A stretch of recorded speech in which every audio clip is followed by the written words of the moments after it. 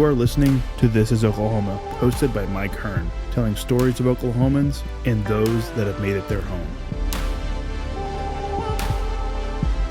What's up, guys? Welcome back to another episode of This is Oklahoma Podcast. Mike Hearn here, your host, back with another episode. Excited to share this episode with you today, but before we do, I've got to thank our sponsors. First of all, the Oklahoma Hall of Fame. They've been a huge part of this podcast for the last few years. So the Oklahoma Hall of Fame have been sharing Oklahoma's story through its people since 1927.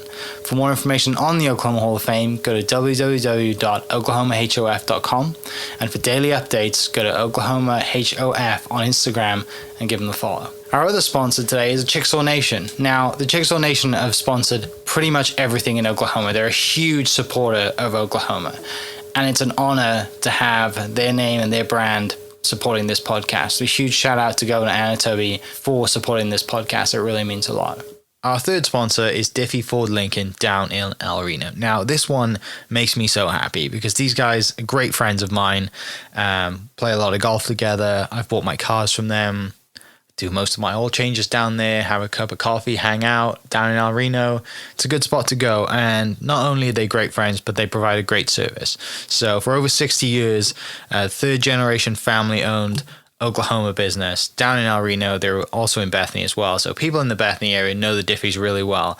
But if you're looking for anything new, used, Ford, Lincoln, or whatever, I'm sure they could find anything you want.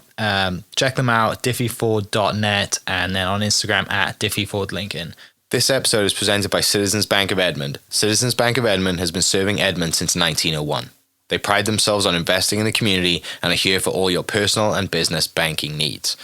For more information, go to mycitizens.bank and follow them on Instagram at citizensedmond, as well as go bank there, because I bank there too. It's been a fantastic personal experience for me. I've had my podcast account there now, my podcast business account there now for 4 years now, I think, and it's been fantastic. So definitely worth your time. They're a great group of people, and they're always there to answer the phone when I forget my password, because I seem to forget it daily. So yeah, go to Citizens Edmond and check them out. It's been awesome. This episode is brought to you by the Doghouse OKC. Recently, I have been in need of some doggy daycare for my two pups, and the Doghouse have come in clutch. The team over there are incredible. They've taken care of my two golden doodles, and so it's been an honor to partner with them on the podcast and share the love. And the one thing that I do with the sponsors that I have is stuff that I use and recommend, like the Diffies with my car, Hall of Fame. They're awesome. Citizens Banks, where I bank. Chickasaw Nation, huge supporter of Oklahoma. And adding to that is the Doghouse. And so if you're in need of doggy daycare in the day or boarding overnight, they do grooming and other cool things too. But I've had a fantastic experience, and it's an honor and a privilege to share this with you too. So go to thedoghouseokc.com and follow them on Instagram at thedoghouseokc. And hopefully our pups will run into each other. What's up, guys? Welcome back to another episode of This is Oklahoma. Mike Hearn here, host, back with another episode down on Classen today. We are at Cafe Kacao, and for the first time, I say that first time. For first time in a long time, I'm actually here not to eat food because it's a regular spot for me and I love it. I get the same thing every single time. The T-Cal for me is just game changer. But we're here to do another podcast. I interviewed Luidgi back in 2019, episode 61. This is episode 600 and something, so we've both been busy in the last 5 years, let's put it that way. Gives me great pleasure to welcome Luidgi and Veronica to the podcast. Thank you for joining us. This place looks awesome. You guys have gone through a recent remodel. We'll talk about that in a little bit. But first, I want to talk about that mural on the side of the building. Carlos has done a great job. Carlos has been on the podcast. If you haven't seen it, people listening, drive by, come down here, get some food, and check out the beautiful mural now on the side of the building. You had a pretty good mural to start. Tell me about why you decided to change, and then kind of what it's like having something that impactful on the side of a building that forces people to take photos, right? It's not just a message, it's social media content too. That's right. So, yeah, tell me a little bit about that. Yeah, so before we did the remodel, we I guess so. The reason why we took away the old mural was because the vent hoods on top of the restaurant got the mural dirty. Okay. And when we tried to clean it up, we actually made it a little worse. So then we just stopped messing with it for a few years, and it just looked a little dirty. But then at the same time, that mural had been up there for at least 6 years. Yeah. So it was just time for a refresh, I guess. And this mural, for the new one, I mean, Carlos was such a instrumental part of this mural. Because we didn't want, the previous mural that we had was a mural that we actually saw in Mexico that had the same words, alegría, the colors, it was vibrant. And we did that, right? We brought that little piece of Mexico here to Oklahoma City, and everybody loved it, right? And at the end of the mural, we had Somos Luz, We Are Light. People loved that as well. And it was great. We got a lot of great feedback from that one. But then, as time has gone by, we have gotten... So the restaurant, when we started, it was a Guatemalan cafe, right? But then my mom started doing Latin American fusion everything, right? So we went from being a Guatemalan cafe to a Latin American brunch fusion restaurant. And so this mural, we didn't want to just focus on Guatemalan culture. We wanted to highlight Latin American culture, everybody. So then I reached out to Carlos. And for me, there was no finding out who can do the mural. I had seen Carlos' work from a long time ago, and I was like, man, I want to work with this guy at some point. So when that time came, I was super excited to reach out to Carlos. And I literally just we spoke here with Carlos, and then I sent an email in the chat that we did, and I'm like, man, I want Latin American culture, right?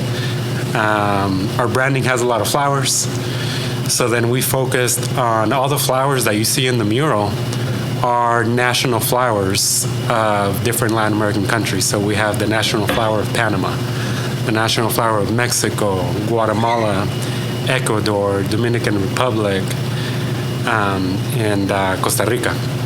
So all of those flowers are national flowers. We have the quetzal on the left side. Carlos said that the quetzal, each mural that he does has a main attraction point. And he feels like in that mural that was it, so he spent 2 days on that quetzal.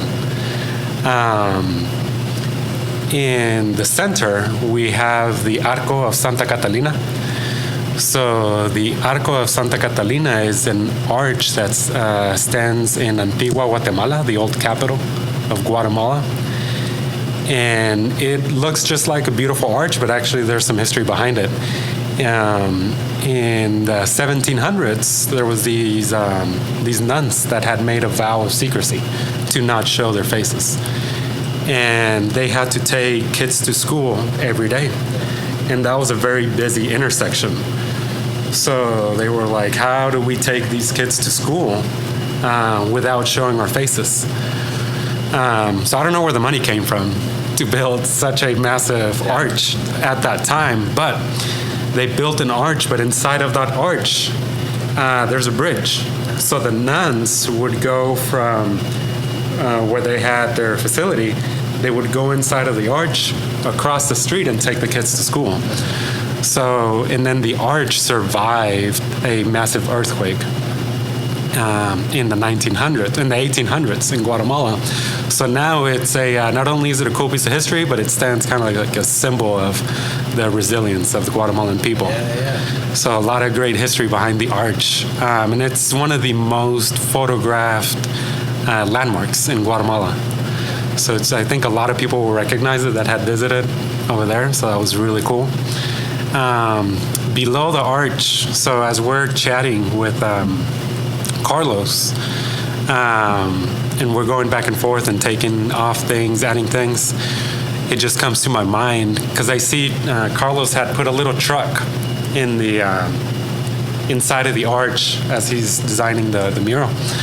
And then I see that truck, and then I was like, well, that's, I'd rather have something else. What if we have someone, like an indigenous person selling food?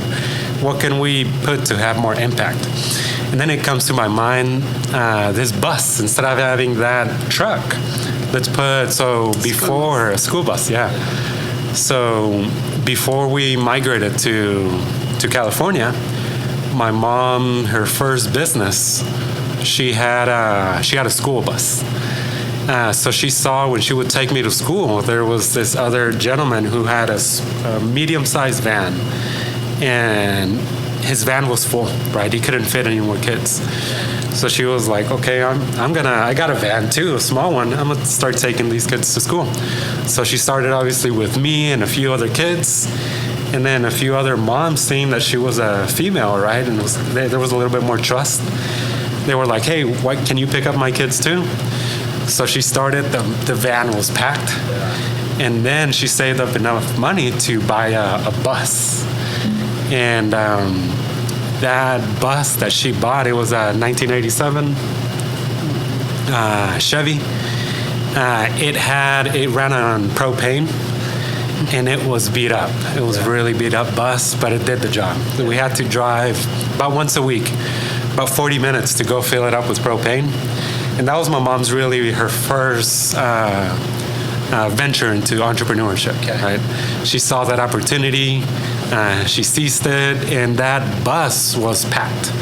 100 kids? Yeah, about 100 kids. Wow. So I was the cool kid, right? I was the kid whose mom, would show up with the bus, and it was such a great time and such a great memory, seeing the bus packed with a bunch of kids. But then it came the time where my mom had separated from my dad, and she was like, we have to go back. We have to migrate back to the U.S. So in order to gather funds to come back to the U.S., she had to sell that bus. So she sold it, and that was kind of like the foundation to make the trek back to the U.S. Yeah. So my brother and my sister, they were born in California. I was born in Guatemala. And so they got on a plane, landed in California with an aunt of mine, and then my mom and I, we crossed the border. We just did that journey together. Yeah. Wow. Yeah, because I remember you sharing, when we did the podcast, the story of you guys going to California to be with someone, and then something doesn't work out and you end up coming to Oklahoma. Yeah. And it doesn't work out here either because the person you think you were supposed to meet in Oklahoma wasn't there, right? That's right. And if I remember right, you lived in the car for a month until you found a job and found a place to live. And yes. I mean, it's an incredible story, and I can't wait to dive into it. If you want to talk about it, that'd be great. But first of all, I want to know, Veronica, why did you decide to be an entrepreneur? Why did you decide to buy a bus? Because that's clearly an innate kind of now trait of yours. You're a business owner now, but that starts with the first leap of faith, saying, I'm going to do this. There's an opportunity here. Why? Why is that? Acerca del bus. Ajá, ¿por qué decidiste voy a comprar un bus? ¿Qué fue la chispa, verdad?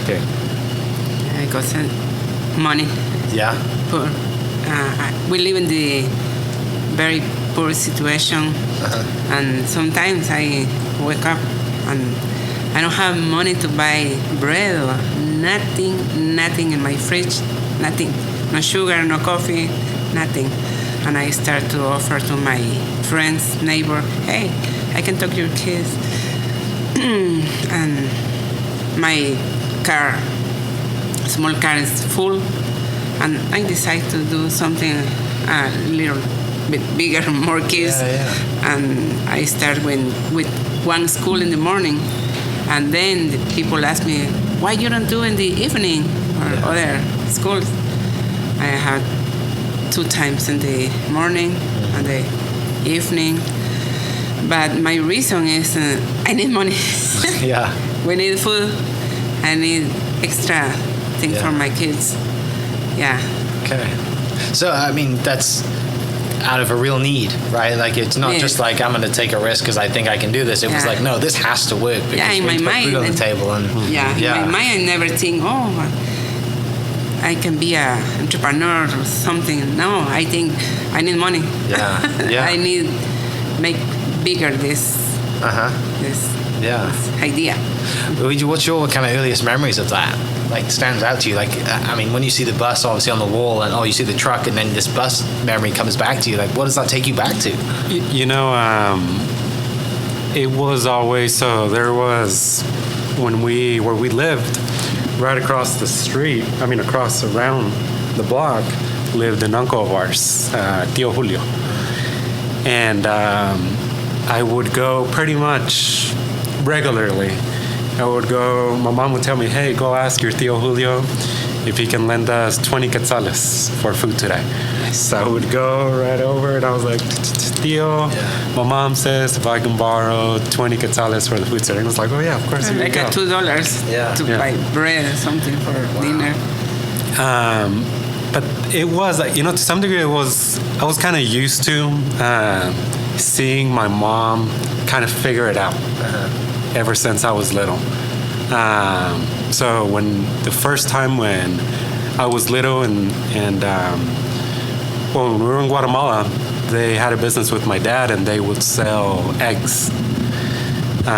They would pick them up, they would clean them up and distribute it to small businesses. And then some of the leftover eggs that they wouldn't sell, my mom started making bread, magdalenas, this round pound cake. Pound cake, yeah.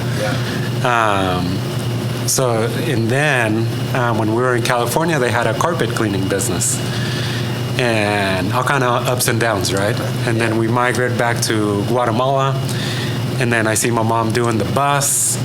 I see my mom selling food. So it was always somehow, right? If we're short on money, it was this comfort that, my mom will figure it out. I mean, still doing it, right? Yeah, like, just that skill is something that like has really helped you all the way through your life.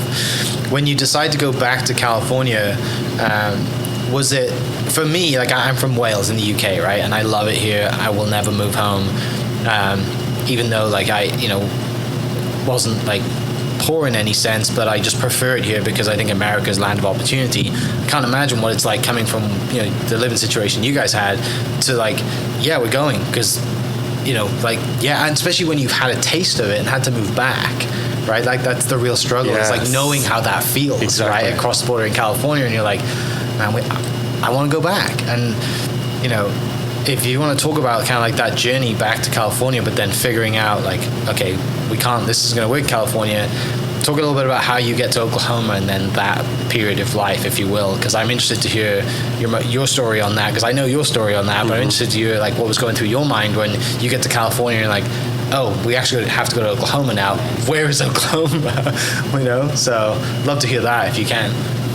¿Qué estaba ese episodio de tu vida cuando, que es diferente decir, quiero ir a los Estados Unidos, pero vos ya has estado en los Estados Unidos, ¿verdad? Y estabas en Guatemala y ya tuviste una prueba. Entonces, ¿cómo pasó, explicar qué pasó en esa parte de tu vida cuando llegaste a California y las cosas no estaban funcionando? Sí, porque fue un reto venir sin tu papá. Entonces era enfrentarme a la vida yo solita con 3 muchachos y sentí como que se despertaron gigantes para atacarme y tuve que hacerme más fuerte y emprender otras cosas que no pude hacer antes. Yeah, it was very challenging to leave my husband and to come to the U.S. It felt like I was facing giants. It was scary, but somehow I knew that I had to do it. There was no other option. I just had to fend for my children without looking back. Y el abuso doméstico que él hacía siempre era lo que me mantenía intimidada, solo sentía que era a la vez que era un hombre abusador. O sea, yo lo miraba como protector porque no podía salir de ese cascarón. Cuando eso se quebró, ¿verdad? Ese cascarón de abuso, salí de ese cascarón, ¿verdad? Pero fue bien duro para mí. Tenía ganas de regresar a Guatemala, pero seguía adelante. It took years for me to leave a relationship of domestic abuse because you resent that person for being a victim of domestic abuse, but at the same time, that person is the person that brings food to the table.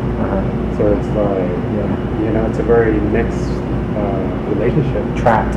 Yes, exactly. She was very trapped. But even when she made the trek here, it would cross her mind like, do I call for help? Do I go back? What do I do?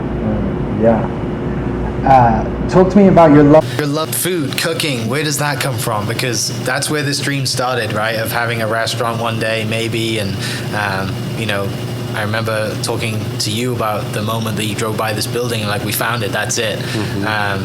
Where does your love of cooking come from? I think we start with my mom in Guatemala, and the same situation, no money, and we need to do something different.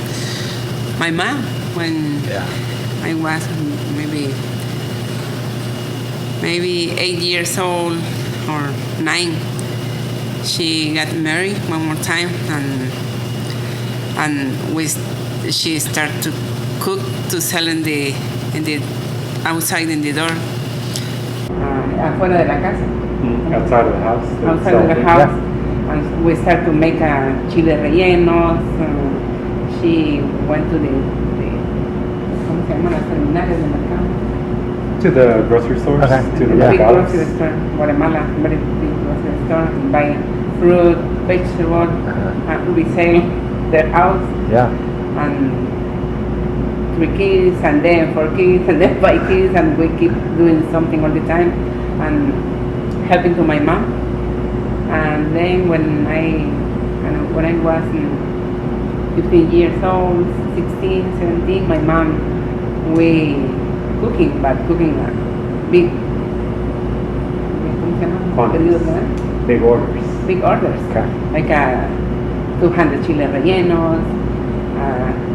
One day we cook 600 tamales and chile rellenos and enchiladas and a lot of things. Sometimes I had to go to school, and my mom's cooking at 2 o'clock in the morning, still cooking. One day my mom, she was doing the eggs for the chile rellenos, and she desmayó, ¿cómo se dice? She passed out. She passed out. I think, Mama, hey.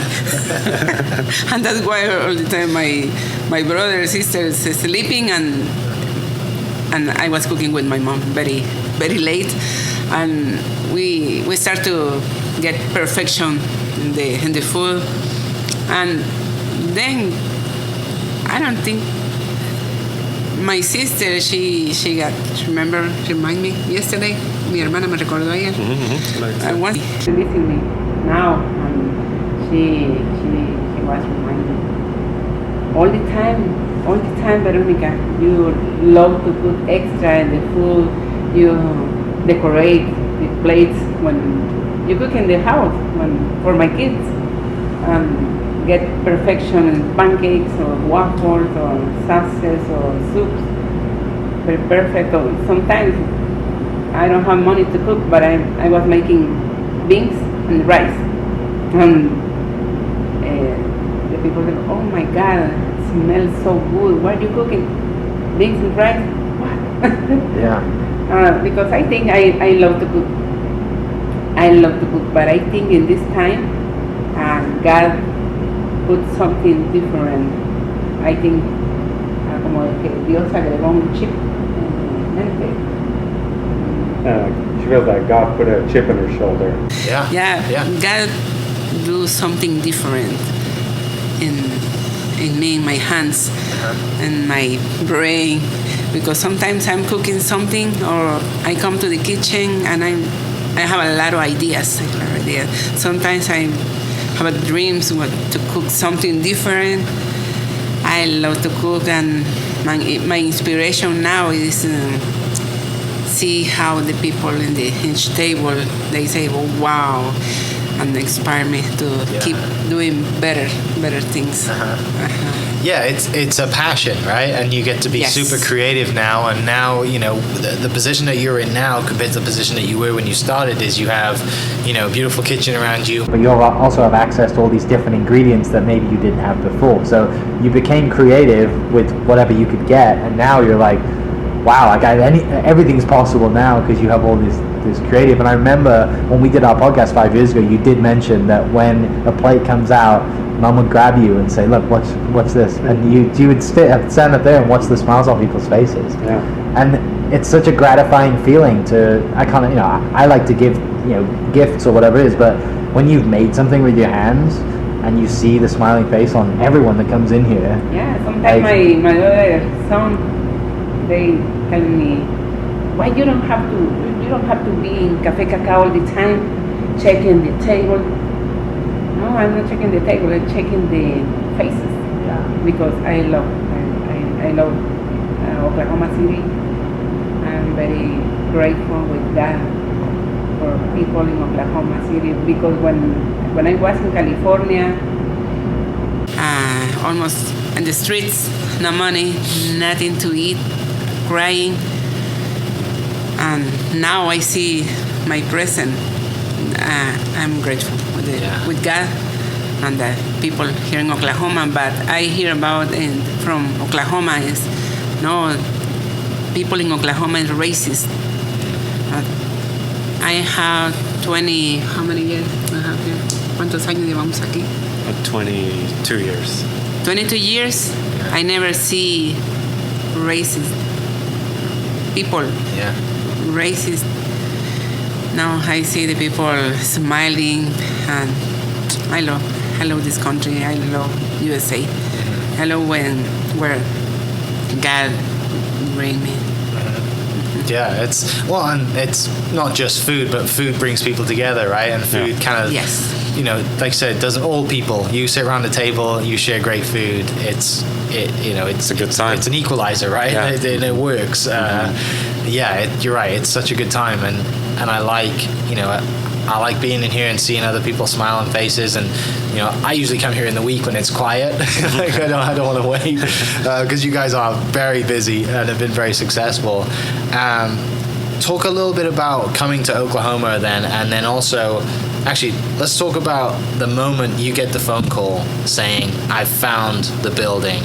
The dream is going to start. Like, let's do this." Let's talk about the process of wanting to have a restaurant, and then that time of finding this restaurant, and it then becoming a reality that you guys are going to do this together, and it's going to be, this is the restaurant. Yeah, I guess that's two parts, right? Yeah. So after my mom sold her first restaurant, which was El Portal Café, where Cafe Antigua is now, she sold that, and then she started working 2 jobs, right? Okay.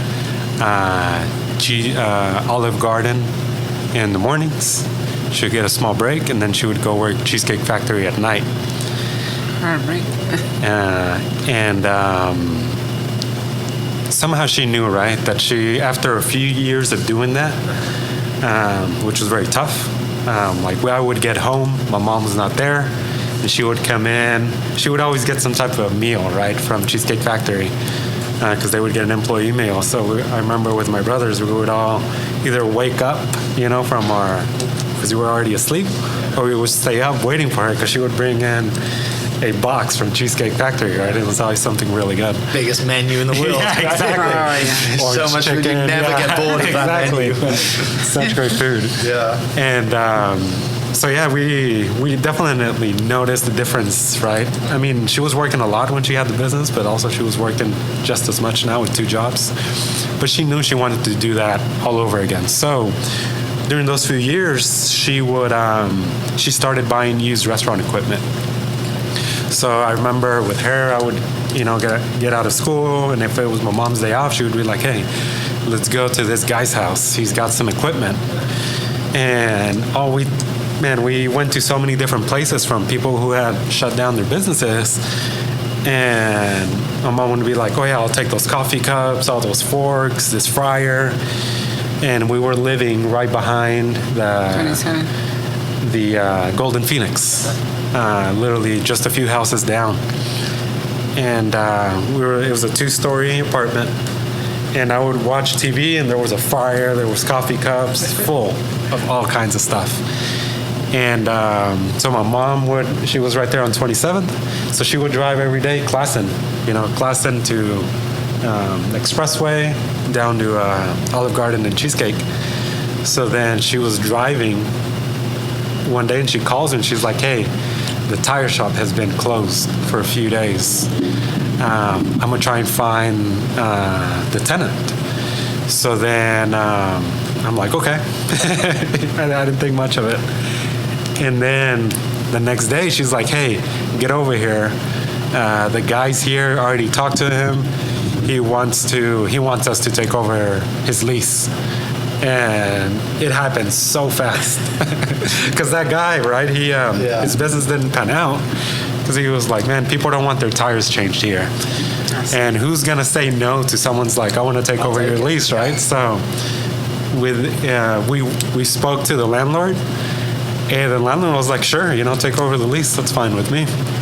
And we actually, when we signed the lease, we actually didn't have the money to fund the restaurant. I had about $9,000 of my personal savings. And then, ¿cuánto dinero tenías vos? Como $4,000? $4,000. Yeah, my mom had about $4,000. So we had about $13,000, which was not enough. But then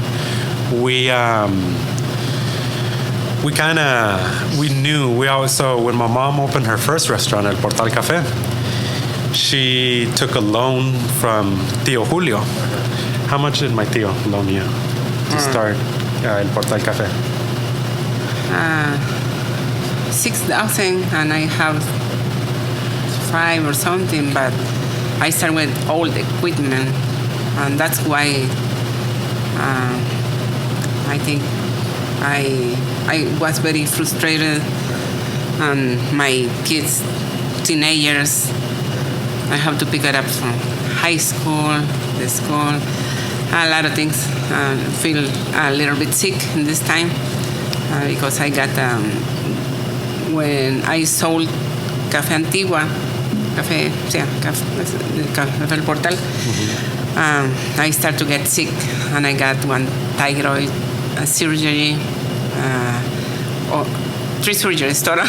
Yeah.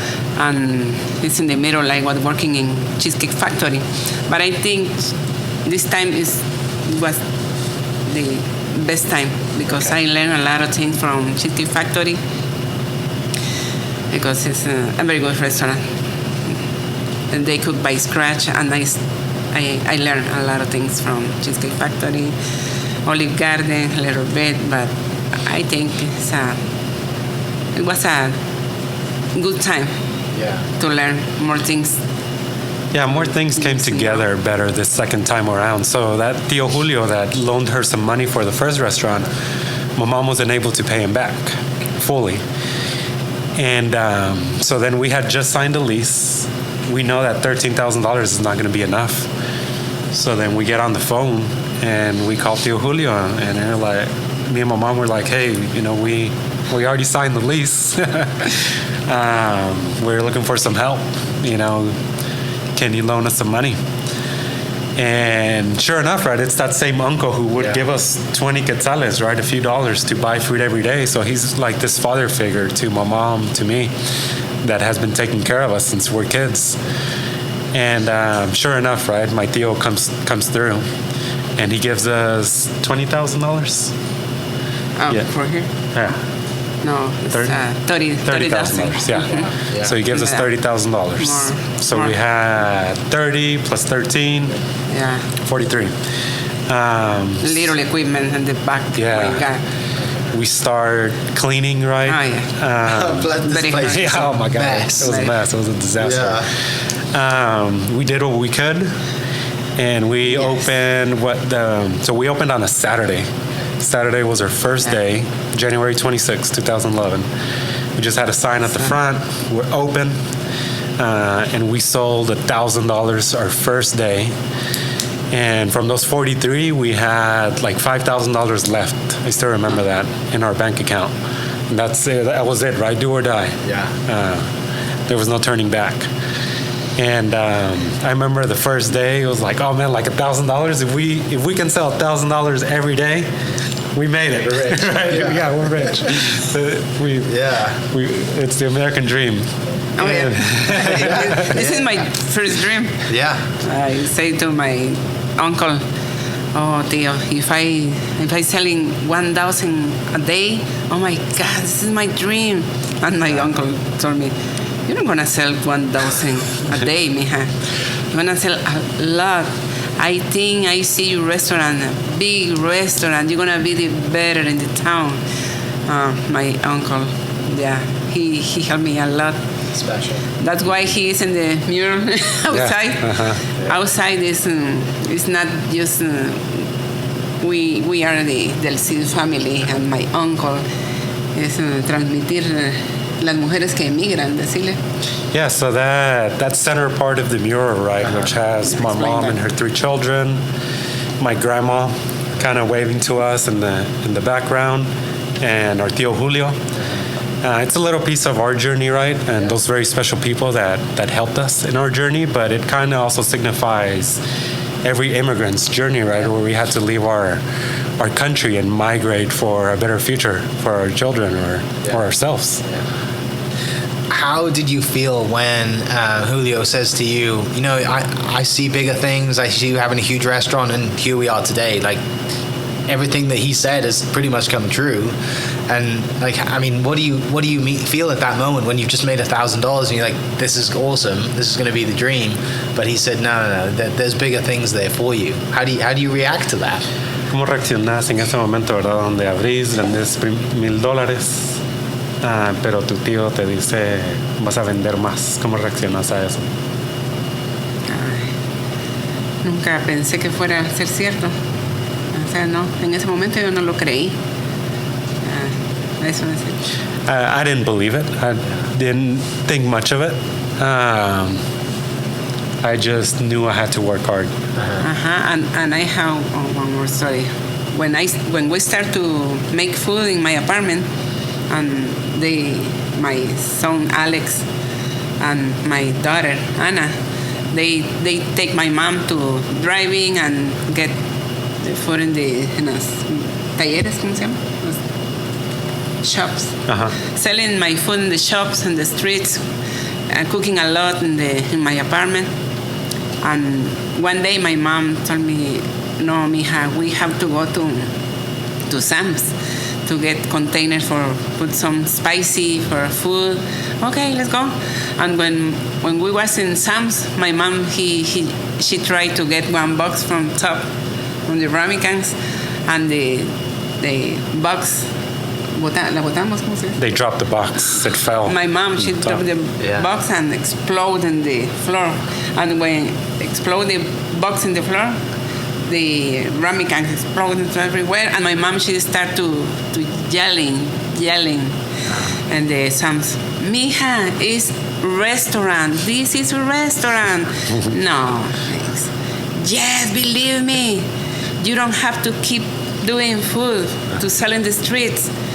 God is gonna give you a restaurant. The first time, my mom is like a prophetic woman, and she prophesied to me. That's why I think God is still with us. It's not just one prophecy from my mom. I feel God is still doing big things. And I see now it's not just cooking, just open one regular restaurant. I see God all the time because I see, wow, I say to Luis or Alex, my sons, no, this is different. We're not a regular restaurant. It's a lot of premios, prizes. A lot of recognition, a lot of awards. A lot of recognitions. Now, going to California, I can't believe that. That's amazing. It's hard to believe to me because I see the hand of God and it's very hard. Yeah. Talking of recognition, tell me about the moment that the news from Guatemala reached out to you and you made the news back home. That was last year, right? Yes. Tell me about that. Because I know that was huge for you guys. Oh man, that was. I mean, all of the ones we received locally are special. But yeah, I get an email. Prensa Libre, and I'm first in shock, right? Because it's the biggest publication. It's like our New York Times or our Wall Street Journal. 8 or 9 millions every day. And, you know, we got word and we want to do a story. And, you know, it was, so I tell my mom starts crying, you know. And my mom, I remember her saying, it was like, man, I didn't think that when I left my country and I left my mom that, you know, our biggest newspaper would like share our journey. So it was very special. And they wrote the story. They put it on the second page. It was called the journey of a woman who traversed from Guatemala to the U.S. to become one of the best restaurants in the U.S. And when they released it on Sunday, and it obviously it's printed online, but they told me it reached 8 to 9 million Guatemalans on that Sunday. And, you know, to have the family read it, you know, friends, right, see my face, you know, in the newspaper. I mean, that was huge. I don't think that's probably one of the coolest recognitions we've gotten. Yeah. Algo que quieras mencionar de la prensa libre? No, I think this award, they make me right because this cuando salí de Guatemala, para mí fue muy fuerte dejar Guatemala. Cuando despegó el avión, yo lloré mucho. Y cuando este premio de prensa libre es como que yo regresé a Guatemala. Yo salí de Guatemala en derrota, aparentemente. Y llegar al periódico más grande de Guatemala es como que Dios anuncia mi victoria en mi vida. So when I was on the plane leaving Guatemala, going to Mexico, I cried a lot because in some ways I felt like I was leaving my country defeated. I sold all my belongings. My 2 other kids were in California. I didn't have a marriage. I sold my business. So I felt defeated. So then when the news came that my story was going to be shared, it was a flag of victory that I was not defeated. Yeah. It's such a proud moment, right? Yeah, like it's all the hard work that goes into it and all the kind of, like you said, God's will, God's hands that he's given you, like the passion, the vision that you have. You know, it starts from you just having to survive, putting food on the table. Mm-hmm. And now here we are, like in this beautiful restaurant with a wall full of accolades that there's going to be a point where the wall isn't big enough, right? Like you guys keep going. It's incredible, right? You can't help but be thankful and look back and be like, look at how far I've come, how far we've come as a family. And my next question is, how do you take that and how do you share that message with, your kids and grandkids and other families of people who, just that kind of story that you have of not giving up and having a passion and going after it and, opening up El Portal and having to close it and having it, going through sickness and then working 2 jobs and starting and not being defeated and going again. How do you tell that story in a way that inspires others, in a way that is kind of educational to others? ¿Cómo transmitís el mensaje, verdad, de todo lo que ha pasado, verdad, todos los premios, y cómo se lo comunicas a tus hijos o a tus nietos, verdad, de que ellos tienen que continuar haciendo lo mismo, verdad, de hacer cosas grandes, cómo inspirarlos de una manera educativa? nunca darse por vencidos. Y así como, digamos, cuando nos venimos de Guatemala y luego el primer restaurante, el bus se nos cayó totalmente, ¿verdad? Que aunque caigamos, volvernos a levantar. O sea, mi resumen sería, si caes, levántate, porque pues es bíblico, ¿verdad? Que aunque caigamos 7 veces, Él nos levanta. Entonces, dejar un legado de esfuerzo. So it might be not cliche, right? But the core message or core response to that would be don't give up, right? There were a lot of part of being successful is losing. You can't win them all. I had to sell my business. I had to sell my bus. I failed at my first restaurant venture. So I kept on losing. But even though I kept on losing, I have to keep on trying. So the attitude was, I can't give up. Even though I've lost so many times, we have to keep trying. And my response to that is, seeing, and I tell this to my team, that it's a friend of mine years ago tells me, as we're having a conversation, he was like, we were talking about the restaurant industry, and he's like, man, people open restaurants all the time. Anybody can open a restaurant or any business, right? The challenge is keeping it open or being successful at that. And I'm like, yes, I was so young, right? I'm like, yes, you're right. And so then now it's, yes, anybody can open a restaurant, but can you, how do you set yourself apart, right? And that's what, when you see all those awards on there, it's, it doesn't put us in a position of, okay, we're popular, people are coming. It's on the contrary, right? There's a bigger target on our backs. There's really high expectations because people come in and they've read all these reviews, they've read an article, and they're coming in with really high expectations. So we have to. I think it's harder when you've gotten the press because you have to meet those expectations every time. And I mean, we keep such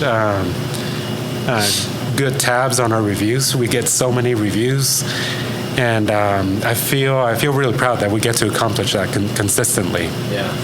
With our team, delivering on that experience or delivering on the story, on the journey. I feel that even if we don't get to chat with everybody that comes in here, somehow through the menu, through the mural, through our team, we kind of share that story through the food. How do you talk about that as an operator then? How do you take, like you said, it's great to have a passion and to have great food and great coffee as well. As an operator then, how do you go about that and then make sure that you have a sound team and the team works seamlessly without even you being here, and that the product that you put out that you are extremely proud of but also goes back to that core message and core beginning of this is great food from where we're from? How do you go about that as an operator?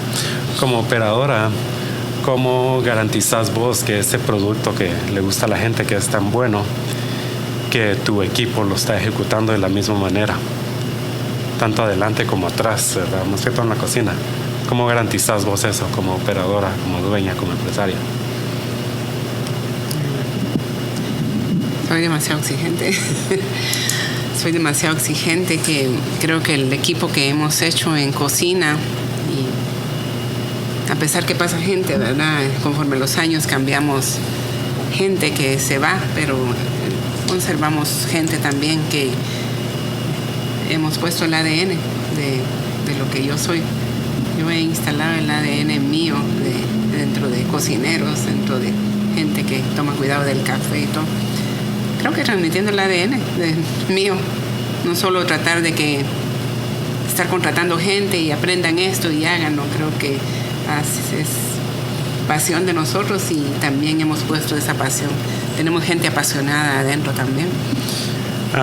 So it's I demand a lot.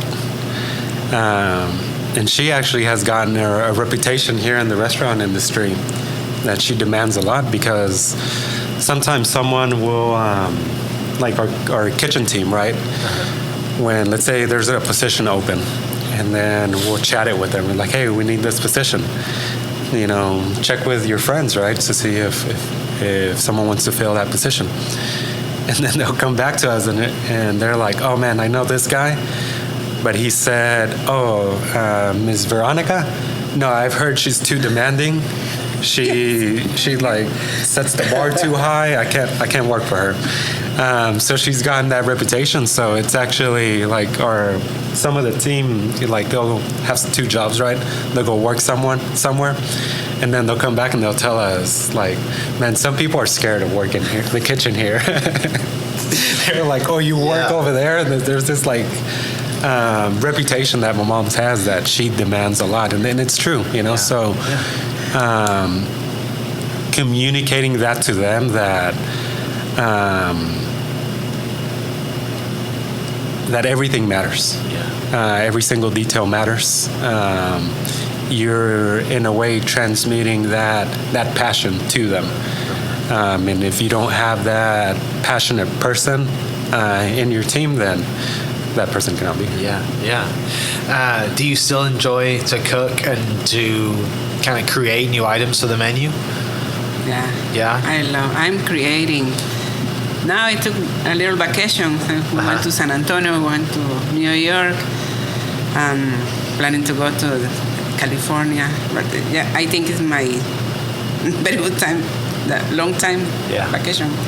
But if not, I'm creating almost every week. Sometimes Louis stop me. Hey, Mom, stop. We have 5 special today. You have to stop. Now the manager, she is, ¿cómo es instruida por vos? Instructed. Oh, yes. Doña Vero, you have to stop. 2 specials. You have to stop. How many special you have? And my manager in the kitchen, we have 5 or 6. Because when I say I'm very demanding, but I have my guys in the kitchen, I have guys, they quit the job. Someone one time, someone for 2, second time. But they come back because they love Cafe Kacao. They love the kitchen in Cafe Kacao because they say, wow, Doña Veronica is very demanding, but we love to cook here. They learn a lot of things from me. Yeah. It's gratifying to operate at a high level for anybody, right? Like to, you know, regardless if it's playing golf, if it's running a business, if it's driving, whatever it is, like when you do it at a high level and you get through that, you bond over that too, right? Like the kitchen, if it's, you know, kind of high, you know, intense, and you've got a full Saturday or Sunday people in here and you guys are back there knocking it out and having a great time, like there's a buzz and there's an energy around that. Yeah. I have this energy because I'm demanding in the kitchen, but I cross this door and I'm demanding to the expediter, hey, you have to see, hey, more perejil, more parsley, more this thing. No, every plate is a fiesta, I say. Every plate is fiesta, is colors. You have to explode the colors in every plate. Yeah. That's why they say, no, Veronica is very demanding. Yeah, it makes me think of the pancakes. Yeah. It's like awesome. Mm-hmm. What do you have, which is, you probably don't, but I'm going to ask you anyway. Do you have a favorite that you just love to cook? ¿Tu favorito, que te gusta cocinar algo, algún plato? I love to cook my food from Guatemala, but my favorite food to cook is Mexico. Okay. Special from Oaxaca. I love the Oaxacan food. Very close to Guatemala, but it's a deeper, deep food, very como indígena. More indigenous, more pre-Columbine. Okay. Yeah, because I love the pre-Columbine food, and I think this is the best food, the Latin food. And then if you ask me, the Italian food. Yeah. I love it. Yeah. The traditional food. Yeah, I love all the food. I like to make fusions. Okay. And I love to cook the Cuban food. Cuban is my favorite too. One of the favorite. Yeah. Yeah, a lot of the success is kind of owed to that fusion, right? Where we started Guatemalan, the menu was very Guatemalan, but then she just started mixing it up, right? And it's like, oh yeah, we can do a Cuban vaca frita, shredded beef with garlic and onions, and put it on pupusas, which are Salvadorian, right? And doing all these things, and she saw that. And Hollandaise with this American. It's 3 countries in one plate. Yeah. Today I was talking with my guys in the kitchen, and I was talking about, okay, this weekend we're gonna try to make fusion or make plates from Puerto Rico, and with trying to make something different. I think, I don't know, but nobody have very good mofongo. Okay. And very good oxtail, the rabo encendido. All the time I'm working in my mind, new recipes, something different. The people don't have to go to New York or Miami or California, because I check restaurant when we close in Cacao for anything. I ask my sons where I can go to eat, and I think, oh my God, I like to Cuban food, for example. Nobody have Cuban food. That's why I think what the people loves when I'm traveling, what the people loves. That's why I thinking I have to bring something to Oklahoma. The people loves to go to eat outside. Yeah.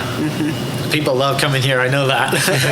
Thanks, God. Tell me about coffee, because I know coffee's super important. Tell me about the journey of like finding a coffee for you guys that was kind of hit the spot for you to serve, and obviously you have great coffee here. People, come and grab to-go coffee from you guys, and that was obviously another arm of the business too. Yeah. Every kind of element that we've added here. So when we started the restaurant, my mom was working the kitchen, right? I was a waiter and host everything, right? We were a team of like 7 of us, 3 here in the front, 4 in the back. And it took me a few years to stop waiting tables, right? And at some point, one day, we noticed, right, that people are bringing their coffee from like Elemental, Starbucks. And my mom's like, hey, why aren't we selling espresso? And I'm like, because I don't know how to do espresso. And she's like, well, learn. And I'm like, well, I can't go grab a job, here. So then I found this place in Texas, in Fort Worth, called the Texas Coffee School. And this guy had like a 3-day course to teach you everything you need to know to start your own business. So I signed up to go take the course, and it's a pretty good course. And then like I'm coming back, and now I got all these ideas, right? And we're gonna do espresso, and I buy this like small espresso machine, and a couple months into it, I realized that you're not going to learn what you need to know about coffee in 3 days, right? So then I'm like, oh man, like I'm hitting a wall, right? My coffee's not tasting great, but I'm just trying to figure it out as I go. And then at the time, our first like local relationship with a coffee roaster was Todd Vincent with Ayote Coffee. And I tell Todd, I'm like, Todd, I wanna learn more about coffee. Who do you know? So he's like, you need to go work with Tracy in Kansas City. So Tracy Allen is this guy who has a consulting firm in Kansas City, and he's a coffee expert, and he was the person that years ago when the Pope said, hey, I want a coffee here at the Vatican, they called him, Wow. So he curated this blend. So the cool thing about a blend in coffee is that, let's say you use an African, a Guatemalan, and a Brazilian coffee in your espresso blend. Well, one coffee can go out of season, right? Brazilian. This coffee's out of season, so you replace it with another one that tastes similar, and that way your blend still keeps on tasting the same. So he created this blend for the Vatican, which was pretty cool. So then I called Tracy, and I'm like, hey, I'm hitting a wall, right? There's these certain things that are just not coming out the way I try them. So for a good chunk of time, like I would go to Elemental and all these cool coffee shops, and I would like taste their coffee, and I'm like, okay, this tastes like this. I would buy their coffee, bring it back here, and I'm like, okay, it needs to taste the same, right? But somehow I just wasn't getting it. So he's like, okay, I'm gonna have you train with Tyler. Tyler is this guy who opened, a few years later, he opened Monarch Coffee in Kansas City, which became this like respected coffee shop in the coffee industry, very highly regarded. And so Tyler essentially is like, all right, forget everything you know about coffee. I'm gonna teach you about coffee. And he really like brought it down to basics, and he really taught me properly. It took my coffee knowledge to the next level. So then I come back and implement everything that I learned, and then I noticed that our biggest selling, so there was a syrup that we would buy that was an horchata syrup, and that was our biggest selling drink. And then that company, they're like, hey, we're not making that syrup anymore. And I'm like, how much do you have? I'll buy it all. So I buy it all, and obviously that stock runs out. So then my mom's like, well, make a syrup, so figure it out. So then we make a syrup to keep our best-selling drink on the menu. And then that was the number one selling thing, the horchata latte. And at first, that iteration of the menu was very, very traditional, right? Yeah. Latte, cappuccino, Americano, and then the horchata latte and a mocha. So then I was like, well, the top two selling was the horchata and the mocha. Obviously, people want the sweeter drinks. So then I'm like, okay, I don't just want to buy syrups off the shelf and have a collection, a wall full of syrups. I want to have some intention behind it. So then the menu morphed into what it is now, right? We don't just buy a syrup. We make our syrups in-house. And every drink that we have, there has to be a Latin American element to it. And now, now we have just two baristas that all they do is coffee nonstop every single day. It's about 20% of our sales. Yeah. And it's huge, people, when we look at our reviews, it's kind of like a broken record. They always mention the same three things: great food, great coffee, great service. And as long as we're hitting those three marks consistently, I feel that we're doing a good job. Yeah. 20% of your sales is worth your time, right? Yes, exactly. Yeah. It's huge. Oh, I love it. Veronica, do you have a love of coffee, or was just an extra arm of business for you? ¿Vos tenés un amor por el café también, o es algo que es parte del negocio también? Nada más. No, siento que tengo esa pasión por el café también. Yo he puesto también un café especial, ¿no? Yeah, she's been part of part of all the recipes, right? It's always a back and forth between my mom and I, whether it's a dish in the kitchen or whether it's a coffee, right? I'll check my recipes with her palate. She'll check her recipes with my palate. Yeah. So it's a back and forth. The cool thing too about our coffee, so we always try to be intentional with everything that we do. So the coffee, right now we're working with Sincerely Coffee Roasters. And so the drip that we have at the restaurant, it has always been a Guatemalan coffee. So when we were talking with Ian about our next drip, he got us about 13 different types of coffees. We did a tasting, and I was like, man, this one's special. I feel like it's very balanced. It's great on the palate. And it happens to be an award-winning farm in Guatemala, Finca El Socorro, which won Gold Cup in 2019.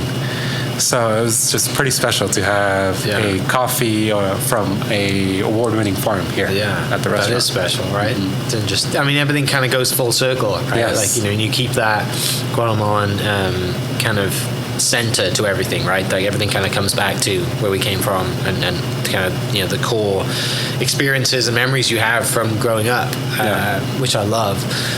A few more questions. One for both of you to answer. What is it like for you to be, you know, 13 years in business with your mum? And then I'm going to ask your mum the same thing. What's it like to be 13 years in business with the son?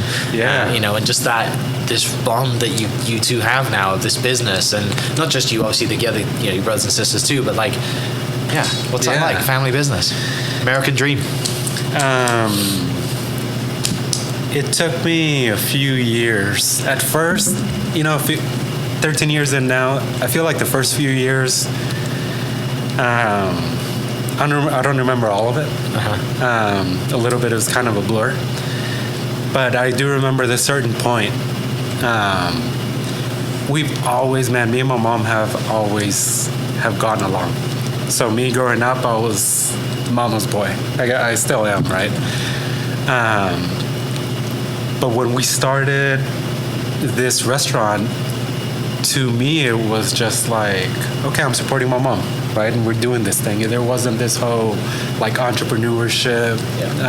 None of that went through our minds. And it was like, you know, my mom's the boss, right? Okay, boss, you know, what do you need me to do? And we just figure it out together. But it wasn't until a few years in that I was having a chat with a good friend of mine, and then it kind of clicked to me just chatting with that guy, and it was like, okay, because there was a few disagreements here and there, but I was like, okay, my mom's the boss. And if I just treat her as the boss, you know, then there's no like kind of fights. There's no clashing, right? There's one boss. But with time, right, as I'm getting older, we have this really good balance, chemistry. Where we've never really had like any big arguments, you know. There's been a few disagreements here and there, but we without even knowing it, we're both always kind of at that same target, right? Of just like great hospitality, great food, without even, because my training before doing this was just being a waiter at Cafe Antigua, you know. So I went from being a waiter, working at McDonald's, working in construction, in roofing, to owning a restaurant, right? So there was barely any hospitality training. The hospitality training that I had was like, I had to train myself, you know? And I was the waiter, busser, host, expediter. And I just kind of realized, okay, I need to learn all these things. And I just implemented that here. So it's been pretty awesome. There's been like no major arguments. It's just good chemistry. What are you most proud of your mum for?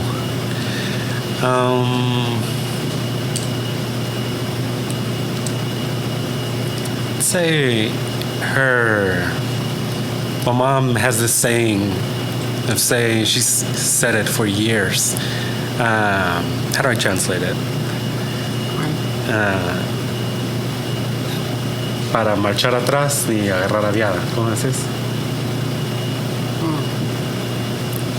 No podemos retroceder. Yeah, we Y si can't. retrocedemos es para agarrar más impulso. Yeah, we can't take a step back. But if we take a step back, it's only to go harder. Esperen. Reset. Go. And I couldn't pinpoint one single thing, you know, because there's been so many things, you know. And I was thinking, I was polishing my mom's bio for her, and I'm like, man, like everything that we've been through, right? It's and it's pretty amazing, you know, to kind of witness that firsthand. And I actually came to this kind of because someone asked me, like about the journey, and where's your place in the company? And they were asking me all these questions, and I kind of see it as, so Steve Jobs went through so many things, right? When he was ousted out of Apple, and he went off to India. He came back, right? What a journey! And then as he came back, he had Tim Cook, right? And Tim Cook was the brains behind the operation, right? And Steve Jobs was the visionary. And then Steve Jobs passed, and Tim Cook took the helm, right? And obviously, it's a way bigger operation, right? But I see it in that sense where my mom has been through so much, but I've learned so much from all her triumphs and failures that one day, she'll pass, and I feel like I've even though I was a kid, I've learned from all those failures myself, and I can continue that journey. Yeah. Same question to your mom, if you want to repeat that. Yes. What's it like working with you? And then what's her proudest moment? ¿Qué se siente trabajar con tu hijo, conmigo? Creo que en este tiempo, al principio bien fuerte. When we started the business, it's a lot of stress, a lot of fightings, because we opened very early. I came to open this door to 5 o'clock in the morning to make all the prep, beans and everything, to the end, 11 or 12 in the midnight. Yeah. Washing dishes to the end. No money to hiring people or something. Just 2 people in the kitchen and making a lot of work. And a lot of stress with Luis. Sometimes to close Cacao, fighting. He yelling me all the time. What do you need? What else do you need from me? I don't need nothing from you. And one time my little sister comes. Don't fight, please. You go away. You don't know nothing. I'm stressed. It's the passion you guys have, right? But we, in the time we start to learn, I need Luis to keep doing, and my other kids too. My daughter, Ana Iris, she is all the time apporting, adding something to the menu, and my other son works for short times with us, but Luis all the time. I think I can remember one day Luis not here, or Luis is not, I don't want to work with you. Fighting, but next day, okay, we're here. Hola, mama. Hi, how are you? Now it's very different. We never fight. Sometimes we have meetings with the managers, but we talk before. Okay, we need from here in the front, how you need, and the back in the kitchen, and making meats. Very, very different from when I start. It took years to go from mother and son to like business partners. Took a long time. Because sometimes the people say, no, work with the family is the worst thing. I don't think the same. Or maybe work with other family members, right? Maybe, but work with my sons, or maybe in the future my grandsons is very different. It's the blood, it's la herencia que quiero dejar. The legacy that I want to leave. I need to leave something different for my generations. That's why I love to work with my family. It's special because, like, you know, when you think of, like, you know, for me, for example, right, like I moved away, or my brother, for example, who's back home, you know, he doesn't work with me. You know, he has my mom, my dad, they all have different jobs, right? And, you know, he still gets to interact with my parents more than I do, but it's not the same as if he was in a business together. And, you know, just to think of how much longer you get to spend, you know, with your mom, right? And you get to spend with your son every day compared to the average human being who works a 9 to 5. I know. It's 10, 20. I mean, if somebody needs to do the math, but it's a lot more. Yes. Right? And like that, when you look back at the times that you have with mom and the times that you have with your son, like, oh man, there's so many. There are. And it's so special, right? As the older we get, the more we kind of, you know, we get to 18 or we get to 19, we move out, and you know, you kind of, the older you get, the less you see your parents. Yes. Whereas you guys, it's the opposite. Right? Exactly. It's like the more you see each other, and that's really special. It's good in that. It is. Momento más orgullosa que estás de mí, de tu vida. ¿Cuál es el momento? Ajá, ¿qué momento estás más orgullosa de mí? Proudest moment. I think this is the year, maybe the last year, because it's como que se ha venido demasiado reconocimiento a lo que es el restaurante. Decirle. Yeah, this past year it has felt like the past 12 years worth of work, you know, blossomed in this past year. Yeah, and sometimes telling Luigi, because Luigi is telling me first, Mom, if you die, one day you die, I can keep this for myself. No, you can't do it because we have the recipe, we have the people, you have people loves you here in the restaurant. Yeah. But I think if you die, I can keep doing this business. Yeah. But I think it's mutual. I need the support of my son. I'm very proud for everything happening here in Oklahoma City with Cafe Kacao. Yeah. Nunca soñé con que esto pasara aquí, entonces como que me quedo en shock pensando que I could have never dreamed of what the restaurant would become. Yeah. I never ask God, praying on something, please God, give me a very good restaurant. I need this. Oh, I need cacao in the first place. We never pray. Yeah. Just work with passion, and I think God knows every heart, inside the heart, and He has a purpose in every family, in every person. But we have to discover what because sometimes all the people in the interviews ask, "Did you dream that?" Or this is the American dream for you? But sometimes I talk with my family. Did you ask, what is the dream of God? God, what did you dream? And for me, this is the point.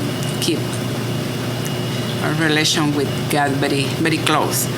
It's not just asking to God, oh, I need that. This is my dream. But when you keep a conversation like now, you have to keep, God, what do you need from me? God don't need nothing, but I think ¿cómo se llama? Mi consejo. My advice For people is keep doing a relationship with God. Anything you're gonna do, business, anything, any decision is keep God in the first line, asking, not just family. It's God first. It's a good way to live, right? Yes. For sure. All right, let's finish up. You have been recognized as the remarkable woman of Oklahoma, which, I mean, obviously the awards, you know, on the wall are great, and, you know, the recognition from the Guatemalan press that you had, which was massive. Tell me how it is to be on, you know, the story of coming to Oklahoma, and now, you know, after 13 plus years, like, you have Oklahoma has recognized you, as, not just a restaurant owner, but you as a woman as well. Like, this is totally separate from just you having a restaurant. Like, this is you on a personal level. Just, how do you feel about that? Talk to me about kind of what that makes you, react. How do you feel as a person when you understand that and get that recognition? As a woman, as a mother, as, a daughter, as a human being. So, te votaron, te escogieron como la Remarkable Women of Oklahoma, ¿verdad? Entonces, la Oklahoma te escogió a vos como mujer, no como empresaria, no por el restaurante, sino a vos como mujer. Entonces, ¿cómo se siente eso, verdad? De todo lo que ha pasado, toda tu travesía, ¿cómo se siente como hija, como mujer, como mamá? ¿Qué significa eso para vos? Es lo que a veces yo he hablado a mujeres, ¿verdad? De que no te marcan por un negocio, sino que ahora, cuando yo miro esto, a dónde, con este premio que salí como mujer en Oklahoma, ¿verdad? Como mujer remarcable en Oklahoma, no es solo un negocio lo que nos marca, sino que es como la honorabilidad con que puede hacer las personas como madre, con sus hijos, con sus esposos, en la sociedad. So I've actually told this to other women in the past that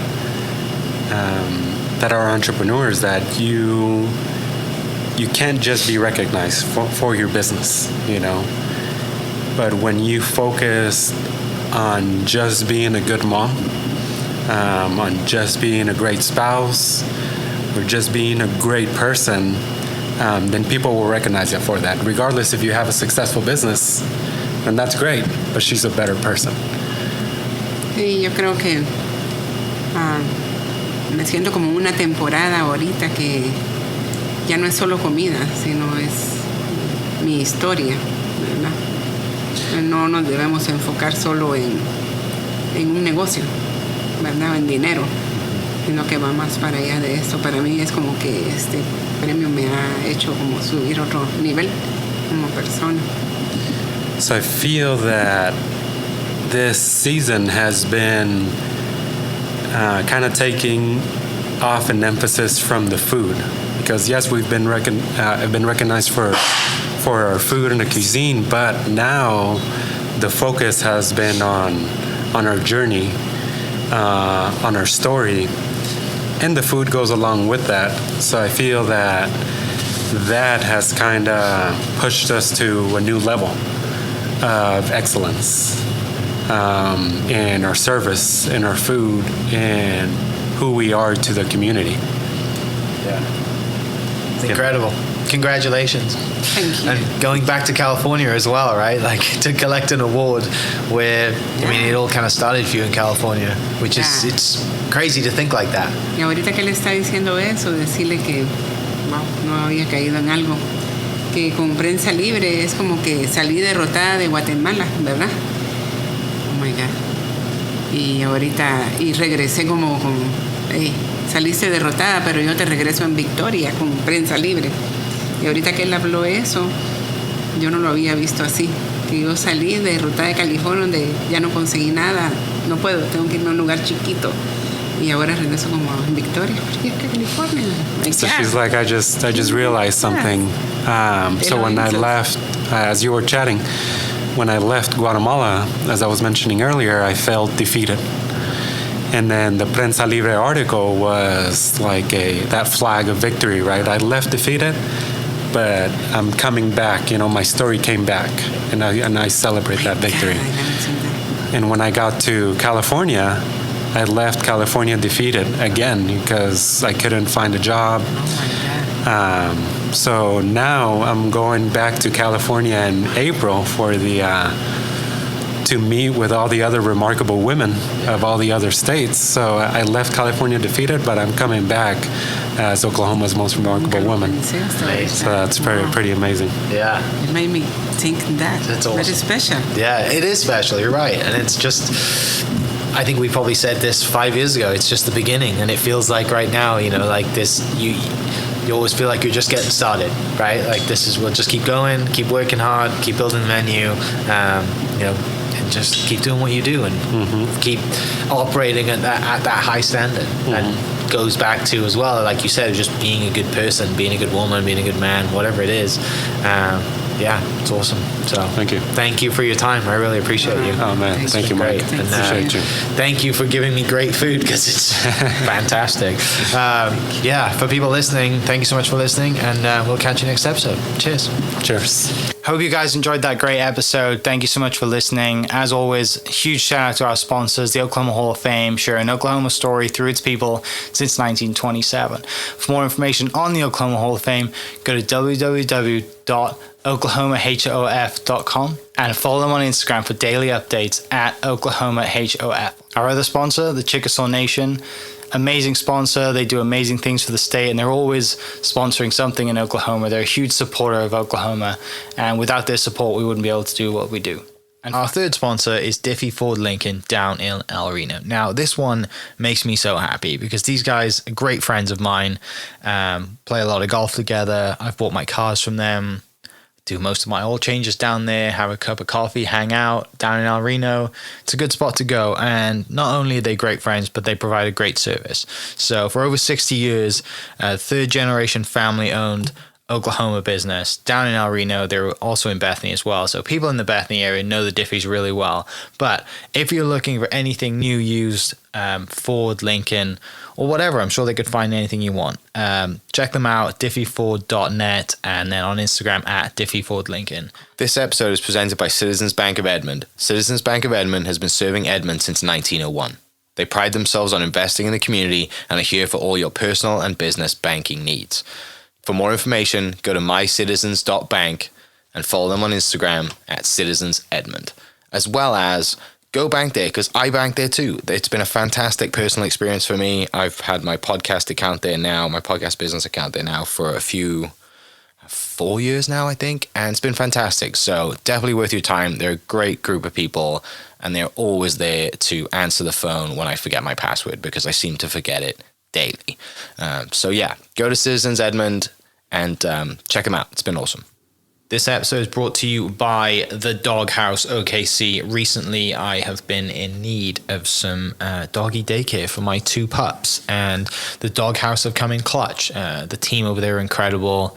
They've taken care of my 2 golden doodles, and so it's been an honor to partner with them on the podcast and share the love. And the one thing that I do with the sponsors that I have is stuff that I use and recommend, like the Diffies with my car, Hall of Fame. They're awesome. Citizens Banks, where I bank. Chickasaw Nation, huge supporter of Oklahoma. And adding to that is the Doghouse. And so if you're in need of doggy daycare in the day or boarding overnight, they do grooming and other cool things too. But I've had a fantastic experience, and it's an honor and a privilege to share this with you too. So go to thedogHouseOKC.com and follow them on Instagram at thedogHouseOKC. And hopefully our pups will run into each other. Thank you for listening. We are inspired by those around us and hope that you are too. Make sure you subscribe to this podcast on your favorite podcast platform and leave us a review so we can keep telling your stories. For more great Oklahoma content, follow This Is Oklahoma on Facebook and Instagram.